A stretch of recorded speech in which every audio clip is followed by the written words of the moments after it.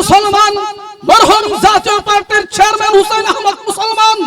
ওই নাস্তিকের বাচ্চারা মনে রাখ, যে দেশের প্রধানমন্ত্রী মুসলমান, যে দেশের বিএনপি মুসলমান, ওই দেশের ভিতরে কোন কুলাঙ্গারের কথাই ওয়াজ মাহফিলের শর্ত হতে পারে না। ও মুসলমান, আমরা সেই জাতি, যে জাতি ইসলামের জন্য আমরা জীবন দিয়েছি। ঠিক তবে ঠিক জোরে বলেন। আমি পরিষ্কার ভাবে বলতে চাই, কোরআন তো শ্রবণ করবো না, কোরআনের মাহফিলে তোমরা বাধা দাও।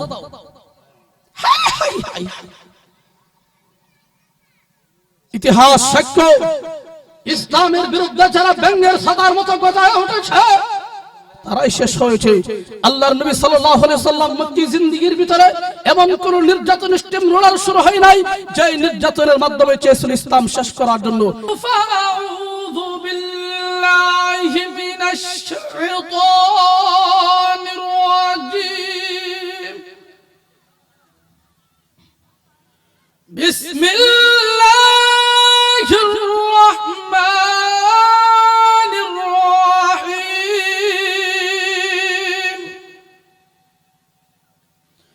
وقال الذين كفروا لا تسمعوا لهذا القرآن والغوا فيه لعلكم تغلبون.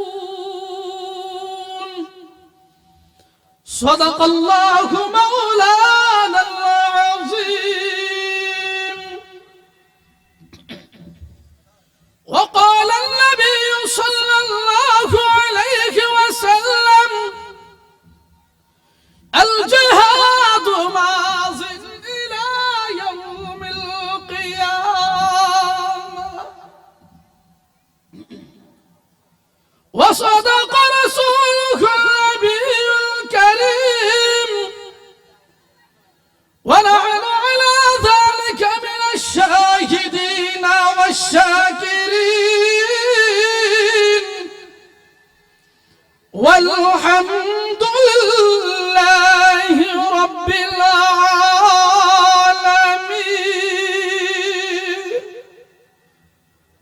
আমরা যারা উপস্থিত আছি সকলেই আন্তর্জাতিক দূরত্বতা দুরূদ ইব্রাহিম সকলে আমরা পড়ি।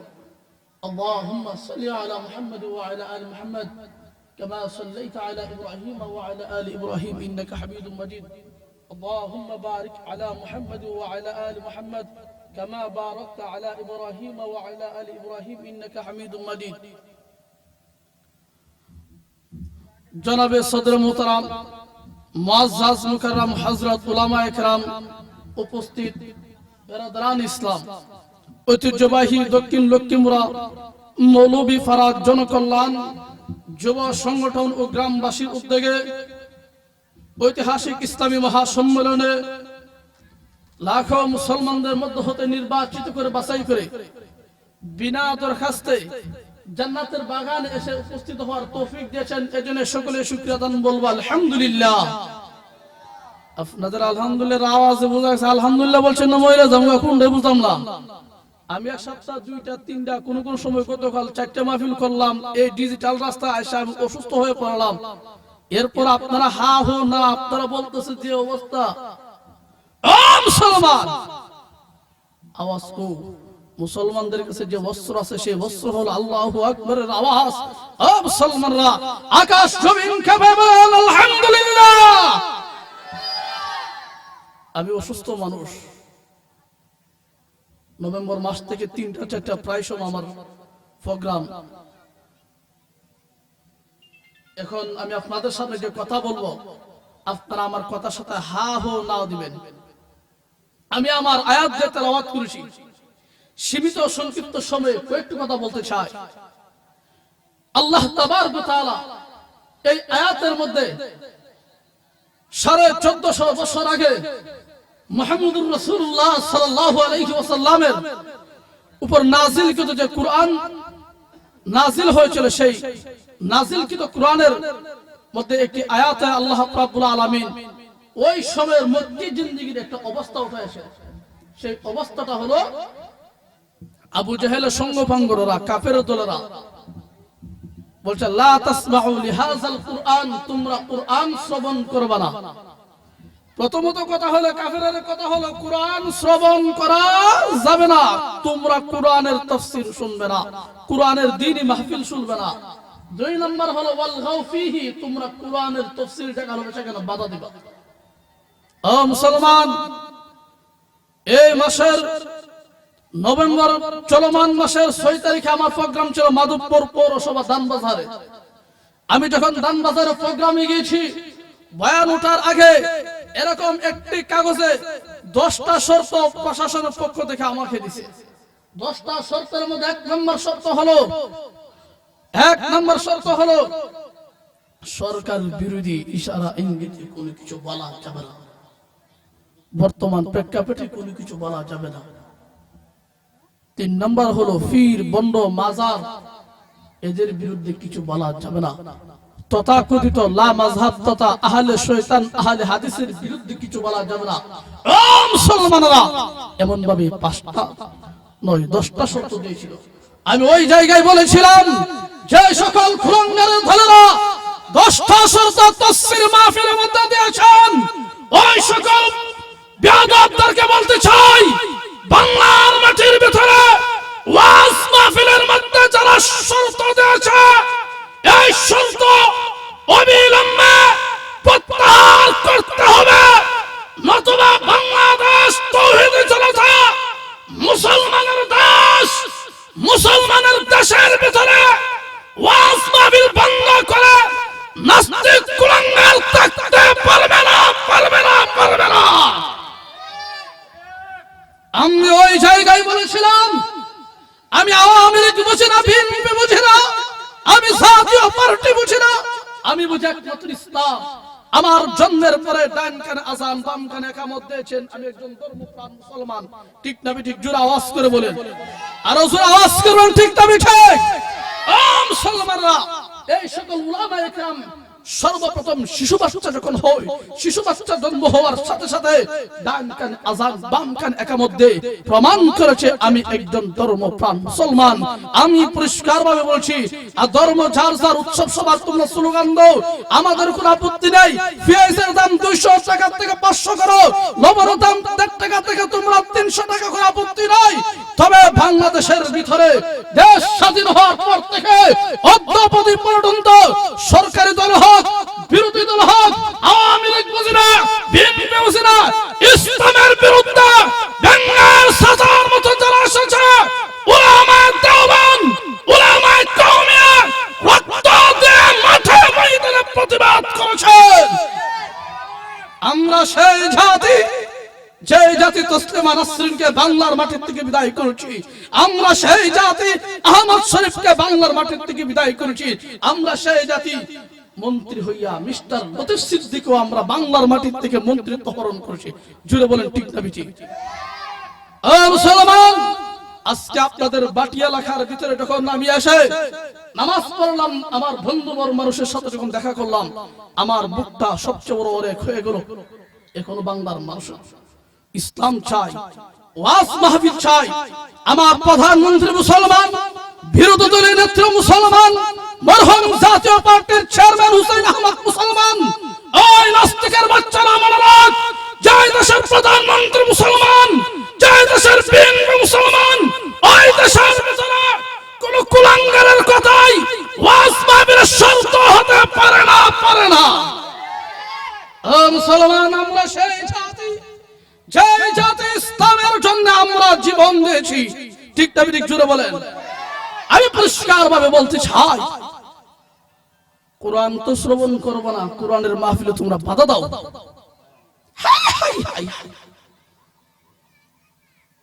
ইতিহাস সাক্ষ্য, ইসলামের বিরুদ্ধে যারা ব্যঙ্গের সাদার মতো গজায় উঠেছে, তারাই শেষ হয়েছে। আল্লাহর নবী সাল্লাল্লাহু আলাইহি সাল্লাম মক্কি জিন্দেগীর ভিতরে এমন কোন নির্যাতন স্টিমরোলার শুরু হয় নাই যে নির্যাতনের মাধ্যমে চেয়েছিল ইসলাম শেষ করার জন্য, ইসলাম শেষ হয় নাই। হযরত খাব্বাব রাদিয়াল্লাহু তাআলা আনহুকে নির্যাতন করে ইসলাম শেষ হয় নাই। হযরত সুমাইয়াকে নির্মমভাবে শাহাদাত বরণ করেছে, ইসলাম শেষ হয় নাই। হযরত বিলাল রাদিয়াল্লাহু আনহুকে নির্মমভাবে নির্যাতন করে ইসলাম শেষ হয় নাই। মুসলমানরা আমির হামজার লাশ টুকরা টুকরা করেছে, ইসলাম শেষ হয় নাই। উহুদের ময়দান আল্লাহর নবী রক্তে রঞ্জিত হয়েছে, ইসলাম শেষ হয় নাই। তায়েফের মাঠে আল্লাহর নবী রক্তে রঞ্জিত হয়েছে, ইসলাম শেষ হয় নাই। সুলহ হুদাইবা হয়েছে, ইসলাম শেষ হয় নাই। ১৬ লক্ষ সাহাবায়ে কেরাম বাড়ি ঘর বেটা ছেড়ে দিয়েছে, ইসলাম শেষ হয় নাই। হুসাইন রাদিয়াল্লাহু তাআলা আনহুকে কারবালার মরুপ্রান্তরের ভিতরে নির্মমভাবে শাহাদাত বরণ করেছে, ইসলাম শেষ হয় নাই। 1831 খ্রিস্টাব্দে মে মাসের ৬ তারিখে ভারতবর্ষের বালাকোটের প্রান্তরের ভিতরে সৈয়দ শহীদ রহমাতুল্লাহি আলাইহি ইসমাইল শহীদ রহমাতুল্লাহি আলাইহিকে নির্মমভাবে শাহাদাত বরণ করেছেন, ইসলাম শেষ হয় নাই। রক্তের ধারা স্রোত আস্তে আস্তে আবার ব্রাহ্মণবাড়িয়ায় ৬ তারিখ ২০০০ সালের ৬ জনকে নির্মমভাবে শাহাদাত বরণ করেছে। ৬ ফেব্রুয়ারির ভিতরে ফতোয়া ছিল, ফতোয়া আছে, ফতোয়ার রায় হয়তো ইসলাম শেষ হয় নাই। ও মুসলমানরা, সেই 2013 সালের মে মাসের ৬ তারিখে শাপলা চত্বরে রক্তে রঞ্জিত করেছে নবী প্রেমিক তাওহীদি জনতা, ইসলাম বিদায় হয় নাই। বোলার প্রান্তরে রক্ত দিয়েছে, ইসলাম বিদায় হয় নাই। ইসলাম ছিল, ইসলাম আছে, ইসলাম থাকবে। বাংলাদেশের মুসলমান ইসলাম ছাড়া আর কিছু বুঝে না, ঠিক না ঠিক বলেন? আপনারা কি ইসলাম চান?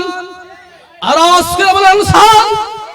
যদি ইসলাম ছাড়া দেখেন তাহলে আমি আপনাদের সাথে বলবো, বাংলাদেশে কিন্তু ইসলাম শুরু হয়ে গেছে। মিস্টার জাকির নায়েকের দূষর আমিন জুড়ে বলবে, আর আহলে হাদিস বর্তমানে তাদের নাম হবে আহলে শয়তান। ইসলাম শুরু করার জন্য বাংলাদেশে আসছে, ঠিকটা বেঠিক জুড়ে বলেন।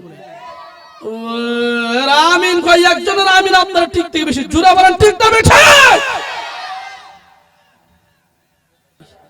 কুফর বেদাতেরা মুসলমানদের ঈমান নিতেছে, মুসলমান শাস্ত্রে করে বসে হায় হায় হায় কি অবস্থা। ও মুসলমান, আল্লাহ রাব্বুল আলামিন বাংলাদেশে, হ্যাঁ নবী আপনি চিন্তিত হবেন না, পেরেশান হবেন না। ইসলামের রশি স্বয়ং আমি আল্লাহ রাব্বুল আলামিনের কাছে, সুতরাং আমি আপনার ধর্মকে, ইসলামকে মনোনীত ধর্ম করে দিয়েছি। পৃথিবীর মধ্যে সবচাইতে শ্রেষ্ঠ ধর্ম আমি আল্লাহ দিয়েছি। ও মুসলমানরা, ওয়ালগাউ ফিহি, তারা চায় বিভিন্ন ভাবে ষড়যন্ত্র করার জন্য। ষড়যন্ত্র করতে কি তারা পারবে? শেষ কথা বলতে চাই, আমার রাসূল সাল্লাল্লাহু আলাইহি সাল্লামকে আল্লাহ পাক সম্মান দিয়েছে। তো আমার বন্ধু মানুষ একসাথে দাঁড়ালেন, শুনে আসছে, আপনাদের সঙ্গে কথা বলবে। শেষ কথা বলতে চাই, মুহাম্মদুর রাসূলুল্লাহ সাল্লাল্লাহু আলাইহি সাল্লামকে আল্লাহ কতটুকু প্রশংসা দিয়েছে। রাসূল সাল্লাল্লাহু আলাইহি ওয়াসাল্লাম সহ গোটা পৃথিবীতে যত নবী রাসূল আগমন করেছে, সমস্ত নবী রাসূলগণকে আল্লাহ একভাবে নাম ধরে ধরে ডাক দিয়েছে। আমার নবী সাল্লাল্লাহু আলাইহি ওয়াসাল্লামকে ভিন্নভাবে ডাক দিয়েছে। ও মুসলমানরা, উলামায়ে কেরামকে জিজ্ঞাসা করে দেখেন, হাফেজ কোরআনদেরকে জিজ্ঞাসা করে দেখেন, ইয়া মুসা, ইয়া জাকারিয়া, ইয়া ইয়াহইয়া, ইয়া ইব্রাহিম, ইয়া ইদ্রিস, আল্লাহ নাম ধরে ধরে সব নবীরা ডাক দিয়েছে। আমার নবী সাল্লাল্লাহু আলাইহি সাল্লামকে এইভাবে ডাক দেয় নাই, অত্যন্ত মর্যাদাশালী সুন্দর করে ডাক দিয়েছেন। কিভাবে ডাক দিয়েছেন? ইয়া আইয়ুহান নাবিয়্যু, ও ইয়া আইয়ুহাল মুজাম্মিল, ইয়াসিন ওয়াল কুরআনিল হাকিম, ইয়া আইয়ুহাল মুদাসসির, তাহা, নুন, কাফ, এইগুলো সম্বোধন উপাধি দিয়ে আল্লাহর নবী আমার রাসূল সাল্লাল্লাহু আলাইহি সাল্লামকে আল্লাহ পাক ডাক দিয়েছেন। ও মুসলমানরা, শেষ কথা বলতে চাই, আমার রাসূল সাল্লাল্লাহু আলাইহি সাল্লামকে আল্লাহ পাক কিভাবে ডাক দিয়েছে, আরবি হরফের মধ্যে কয়েক মিনিটে কথা শেষ করছি। একটা হরফ আছে কাফ, কাফ 29টা হরফের মধ্যে একটা শব্দ হলো কাফ। কাফ জবর কা। এই কাফ অত্যন্ত মর্যাদাশালী সম্মানী ব্যক্তিকে বোঝানোর জন্য কাফ শব্দটা ব্যবহার হয়। কেমন ব্যবহার করা হয়েছে?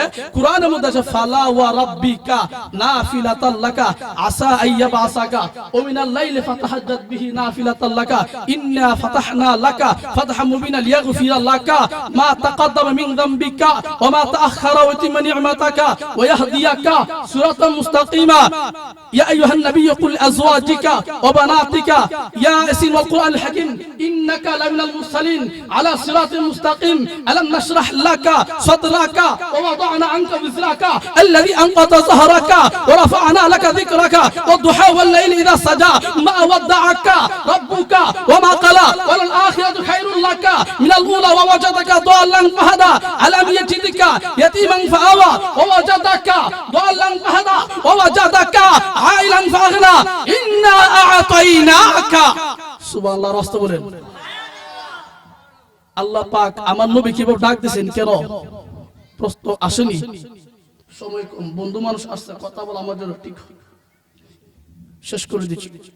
যদি আল্লাহকে প্রশ্ন করেন, ও আল্লাহ আমার নবীদেরকে, আমাদের নবীকে আপনি এইভাবে সুন্দর করে ডাক দিয়েছেন, অন্য নবীদেরকে আপনি নাম ধরে ডাক দিয়েছেন, ও মুসলমান আল্লাহ রাব্বুল আলামিন বলে দিয়েছে, হ্যাঁ গোটা পৃথিবীর বান্দা বান্দীরা শোনো, আমার মুহাম্মদ আরবি সাল্লাল্লাহু আলাইহি ওয়াসাল্লাম আমার হাবিবকে এইভাবে কেন নাম করে ডাক না দিয়ে অত্যন্ত সুন্দর করে ভালো করে ডাক দিয়েছি?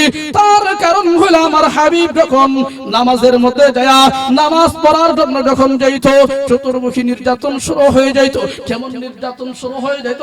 আবু লাহাবের স্ত্রী চতুর্দিক দিয়ে নির্যাতন করা হতো, খাবার খাই ঠিক মতো খাইতে দিত না।